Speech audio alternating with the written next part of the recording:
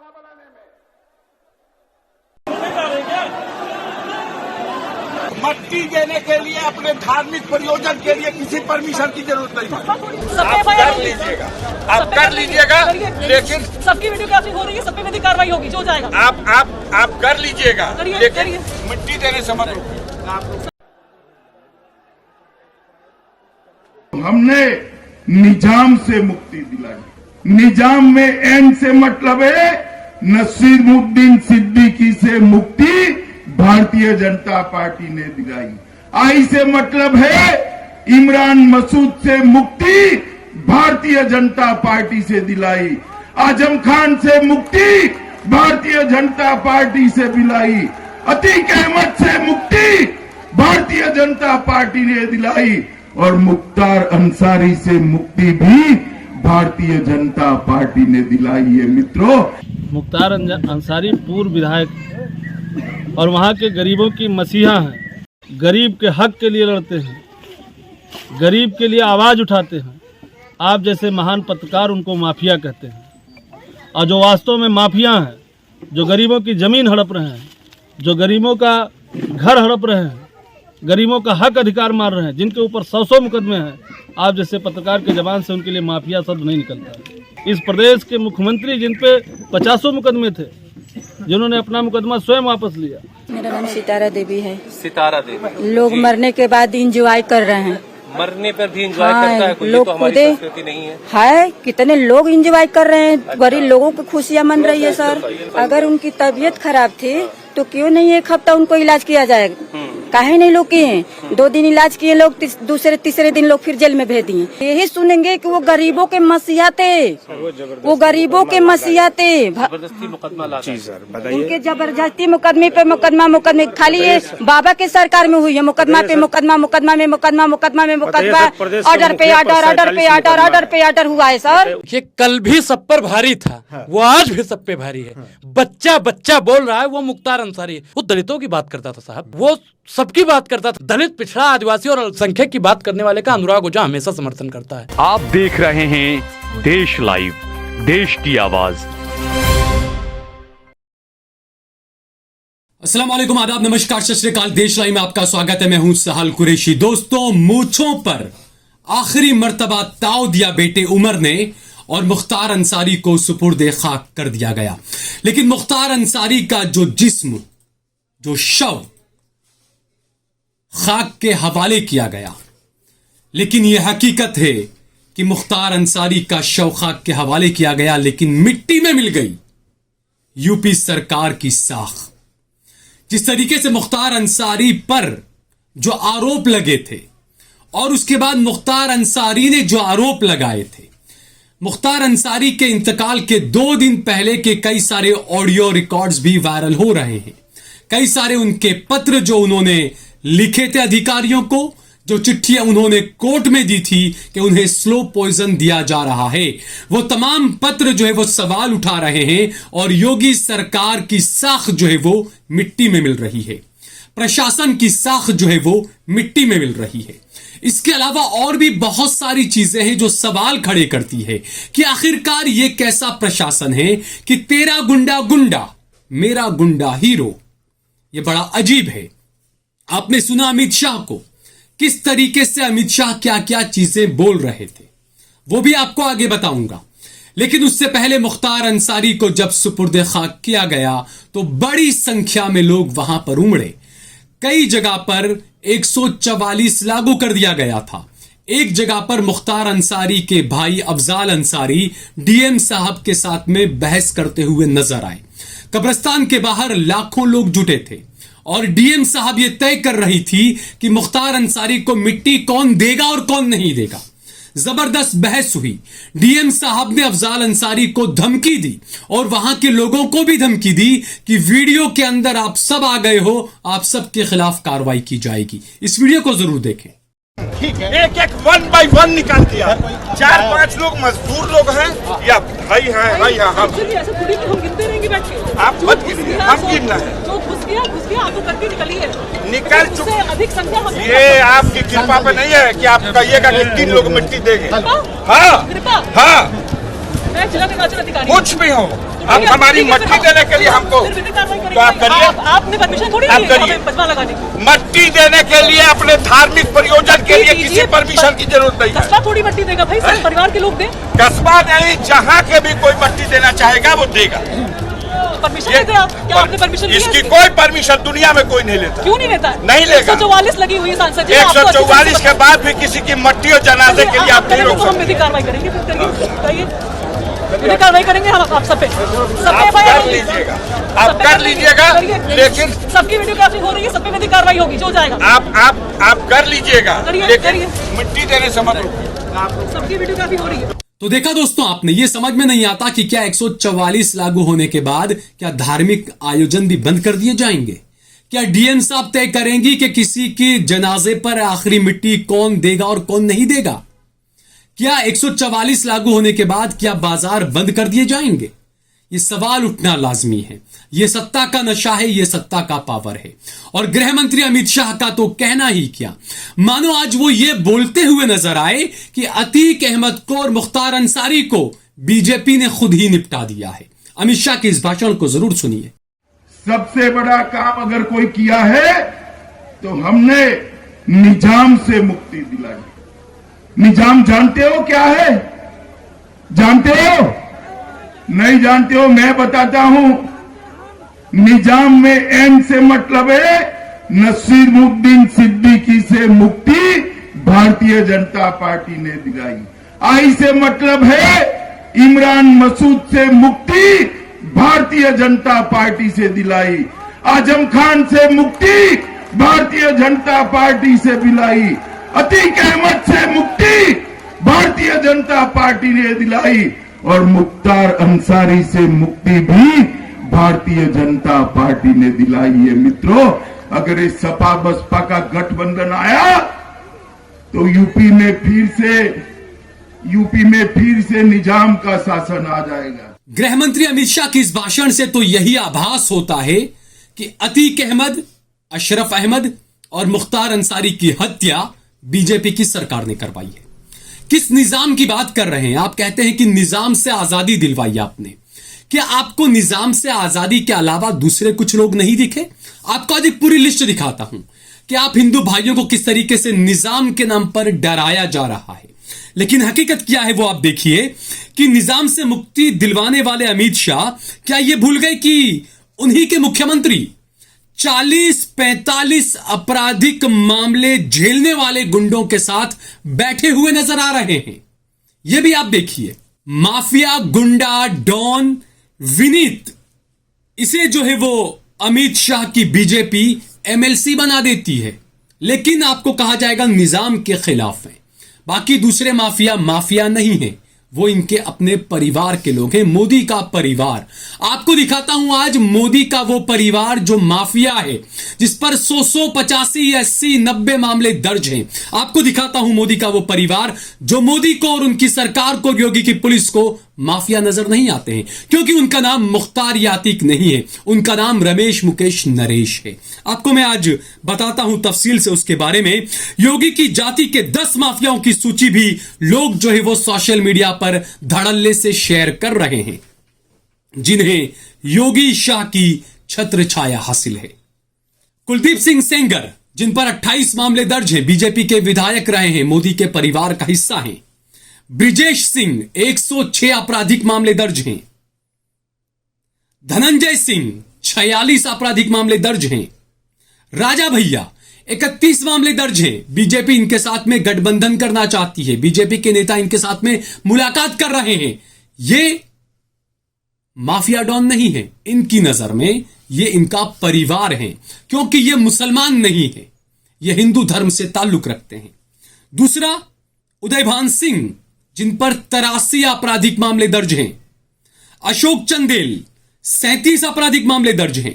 विनीत सिंह, 34 आपराधिक मामले दर्ज। ब्रिज शरण भूषण सिंह, मोदी सरकार में मंत्री रहे, जिन पर 84 आपराधिक मामले दर्ज हैं। अंडरवर्ल्ड डॉन्स के साथ में भी रिश्ते होने कर इन पर आरोप लगे। चुलबुल सिंह, जिन पर 53 आपराधिक मामले दर्ज हैं। सोनू सिंह, 57 आपराधिक मामले दर्ज हैं। मोनू सिंह जिन पर 48 आपराधिक मामले दर्ज हैं, चुन्नू सिंह जिन पर 42 आपराधिक मामले दर्ज हैं, बादशाह सिंह जिन पर 88 मुकदमे दर्ज हैं, नाम कई और भी हैं। लेकिन ये मोदी के परिवार के लोग जो योगी कह रहे थे कि मैं बाहुबलियों को और माफियाओं को मिट्टी में मिला दूंगा, योगी जी ये मोदी के परिवार के जो लोग माफिया हैं जिन पर 100, 80, 90, 60, 70 मुकदमे दर्ज हैं, इन्हें मिट्टी में कब मिलाएंगे आप?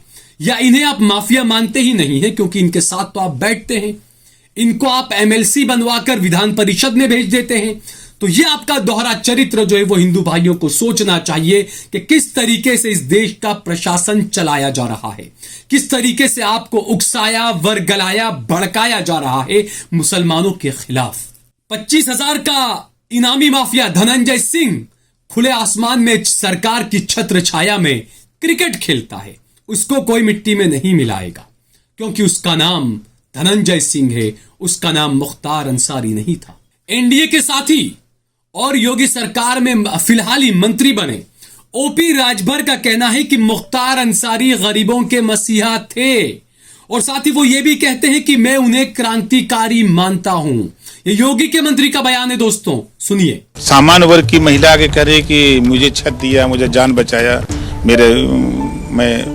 मेरी इज्जत लूटी जा रही थी लेकिन उसको बचाया मुख्तार अंसारी के लिए। हाँ वो कह, तमाम लोग बयान इस समय चल रहे हैं। देख ये जो गरीबों का मसीहा कहा जा रहा है एक तबका, इससे सहमत है क्या?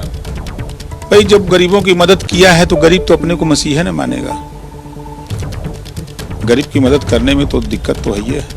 उधर जब आज मुख्तार अंसारी की आखिरी रसूमात की अदायगी की जा रही थी, जनाजा जब ले जाया जा रहा था, तब जो गोदी मीडिया माफिया माफिया कहकर मुख्तार अंसारी को पुकार रहा था, उस गोदी मीडिया को जनता ने जबरदस्त सबक सिखाया और उस गोदी मीडिया के खिलाफ जमकर नारेबाजी भी हुई। मेरा नाम सितारा देवी है। सितारा देवी। लोग मरने के बाद इंजॉय कर रहे हैं, मरने पर भी इंजॉय करता है कोई? लोग तो हमारी संस्कृति नहीं है। कितने लोग इंजॉय कर रहे हैं, गरीब लोगों की खुशियाँ मन रही है सर। अगर उनकी तबीयत खराब थी तो क्यों नहीं एक हफ्ता उनको इलाज किया जाएगा? काहे नहीं लोग किए? 2 दिन इलाज किए लोग, दूसरे तीसरे दिन लोग फिर जेल में भेज दिए। अब जब ज्यादा उनकी तबीयत खराब हो गई तो जो है कि हॉस्पिटल में एडमिट किए लोग, और अब क्या कह रहे हैं लोग कि दिल का दौरा हुआ है।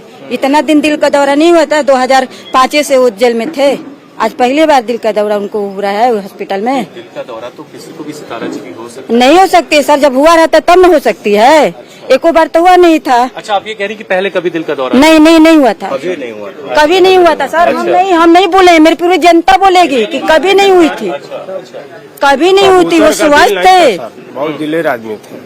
कबूतर का दिल आप उनको बुलाया जाता है। नाम क्या बताएंगे, सरकार नाम ही पूरी रुक के हमारी बात होने जाइए।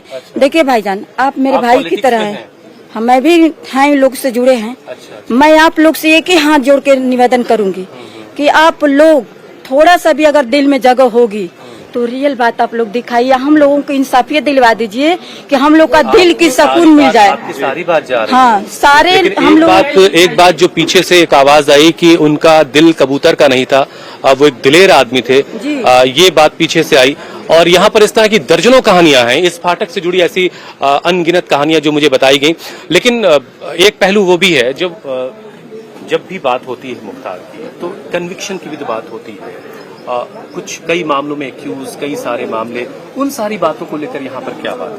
अरे सर, किसी के जबान से ये बात सुन ही नहीं करेंगे, यही सुनेंगे कि वो गरीबों के मसीहा थे, वो गरीबों के मसीहा थे। जबरदस्ती मुकदमा ला उनके जबरदस्ती मुकदमे पे मुकदमे खाली ये बाबा के सरकार में हुई है। मुकदमा पे मुकदमा, मुकदमा में मुकदमा, मुकदमा में मुकदमा, ऑर्डर पे ऑर्डर, ऑर्डर पे ऑर्डर, ऑर्डर पे ऑर्डर हुआ है सर। वो भी क्रिमिनल है ना सर?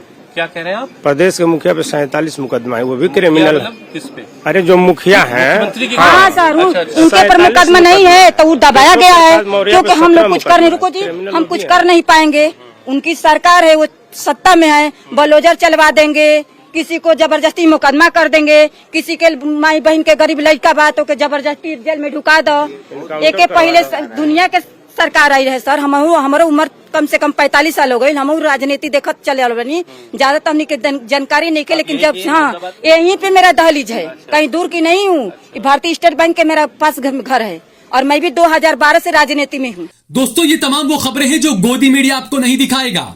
एक ब्राह्मण भाई मुख्तार अंसारी के बारे में बोल रहा है कि मुख्तार अंसारी गरीबों के और दलितों के मसीहा थे।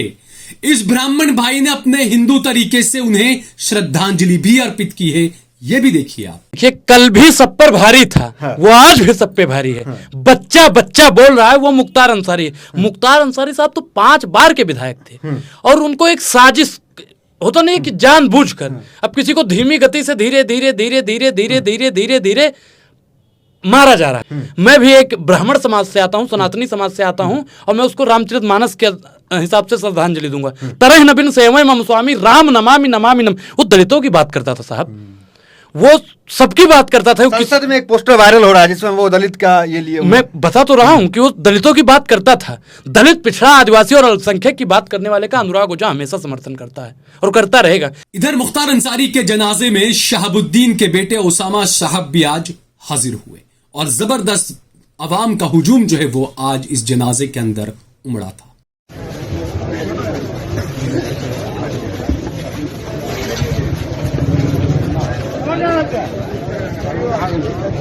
उधर सपा विधायक, मुसलमान नहीं हिंदू विधायक, जिनका नाम है महेंद्र नाथ यादव, वो कहते हैं कि शहाबुद्दीन गरीबों का मसीहा था और गरीबों के हक के आवाज के लिए हमेशा लड़ता था।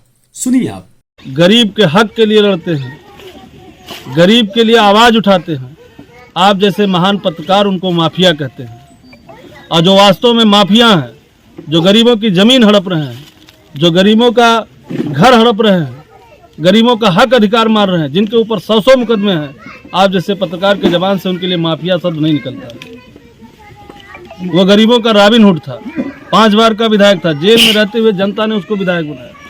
क्या बात करते हैं आप लोग। मुख्तार अंसारी जैसे माफिया डांड उनकी मौत पर क्या कहेंगे जिस तरीके से? फिर आप कह रहे हैं मुख्तार अंसारी पूर्व विधायक और वहाँ के गरीबों की मसीहा हैं, और जो वास्तव में डान है, जिनके ऊपर 100 मुकदमा है। इस प्रदेश के मुख्यमंत्री जिन पे 50 मुकदमे थे, जिन्होंने अपना मुकदमा स्वयं वापस लिया। इस प्रदेश के उप मुख्यमंत्री जिन पे सैकड़ों मुकदमे, जिन्होंने अपना मुकदमा वापस लिया। पहले आप उनको माफिया कहिए, फिर उसके बाद बात करेंगे। तो जो लोग हैं जो मुसलमानों को ट्रोल कर रहे हैं, जो कह रहे हैं कि मुसलमान गुंडों के साथ खड़े हैं, मैंने ये तमाम जो लोग बताए, ये तमाम हिंदू भाई हैं जो मुख्तार अंसारी की तारीफ में कसीदे पढ़ रहे हैं। और मुख्तार अंसारी ने जो गुनाह किया था, अदालत उसको तय करती, अदालत ने उसको सजा सुनाई थी। लेकिन ये हम सबको पता है कि हम सबको जिस तरीके से आपकी आस्था है, उस तरीके से मुसलमान की भी अपनी आस्था है। उसने जो जो गुनाह किए, बिल्कुल हर इंसान को मरने के बाद अपने एक परवरदिगार के पास, अपने एक पालनहार के पास जाकर खड़े रहना है, अपने तमाम पापों का, पुण्यों का हिसाब देना है। लेकिन यहां पर यह है कि प्रशासन पर जो आरोप लगे कि स्लो पॉइजन देकर मुख्तार अंसारी को निपटा दिया गया, वो भले ही कितना बड़ा गुनहगार क्यों ना हो, लेकिन इस्लाम धर्म के मुताबिक रमजान नसीब हुआ, वैसे ही अल्लाह ने उसकी मगफिरत कर दी होगी। आपने भले ही उसको कितना भी कोशिश की, और यह संयोग है कि लोग सवाल उठा रहे हैं कि आखिरकार ऐसा कैसे शहाबुद्दीन का इंतकाल जेल में होता है, रमजान में। अतीक अहमद और अशरफ अहमद की हत्या कर दी जाती है रमजान में। शहाबुद्दीन को जेल में ही हार्ट अटैक आने की बात कही जाती है और बताया जाता है कि उनकी मौत हो गई रमजान में। यह सवाल उठना भी लाजमी है। और जिस तरीके से आपका गुंडा गुंडा, हमारा गुंडा हीरो, ये जो प्रशासन है, ये जो सरकार है, इस पर कई सवाल उठा रहा है। ये सवाल आप देखिए, स्मृति ईरानी, मोदी सरकार की मंत्री, महिलाओं पर खुलकर आगे आती हैं। कंगना राणावत पर जब कुछ टिप्पणियां की गई तो यह खुलकर मैदान में आई। लेकिन जब इसी स्मृति ईरानी से हिंदू बेटी अंकिता के बारे में पूछा गया, जिस अंकिता का बलात्कार किया था एक हिंदू ने, और बुलडोजर ने तमाम सबूतों को मिटा दिया, उस अंकिता पर जब स्मृति ईरानी से सवाल पूछा गया तो स्मृति ईरानी सवाल से बचकर भागती हुई नजर आई। दोस्तों, ये भी देखिए आप। अंकिता भंडारी के बारे में क्या कहना चाहिए? अंकिता भंडारी के बारे में क्या कहना चाहिए मैडम? अंकिता भंडारी के बारे में क्या कहेंगे? जिस कंगना राणावत के कपड़ों को लेकर टिप्पणियां की गई, उस पर स्मृति ईरानी ने कहा, और उस पर कंगना राणावत ने कहा कि मैं क्या पहनूं, ये मेरी चॉइस है, ये मेरा काम है कि मैं क्या पहनूं। उसी कंगना रनावत से पूछा जाना चाहिए कि जब मुस्लिम महिला अपनी चॉइस के मुताबिक जब हिजाब पहनती है तो आपके पेट में ऐंठन क्यों हो जाती है? आपको नंगा घूमना ही ये आपकी चॉइस है। मुस्लिम महिला को हिजाब पहनना है तो ये उसकी चॉइस है। तो आपको नंगे घूमने की चॉइस का हम आदर करें और जो ढकी रहना चाहे वो उसकी चॉइस है, उसका आप आदर न करें। ये कैसे हो सकता है? ये कैसा प्रशासन है? मैं फिर एक बार यही कहूंगा कि मुख्तार अंसारी आज सुपुर्दे खाक कर दिया गया, लेकिन राख में और खाक में मिल गई आज यूपी सरकार की साख। अगर आपको ये वीडियो पसंद आया हो तो इस पर कमेंट करें, इसे लाइक करें, इसे ज्यादा से ज्यादा शेयर करें। अगर आपने हमारा चैनल देश लाइव सब्सक्राइब न किया हो तो हमारे चैनल को जरूर सब्सक्राइब करें। हमने हमारा नंबर भी दिया हुआ है, ज्यादा से ज्यादा हमारा समर्थन करें और ज्वाइन बटन दबाकर सबसे ज्यादा हमारा सहयोग करें। जय भारत, जय हिंद।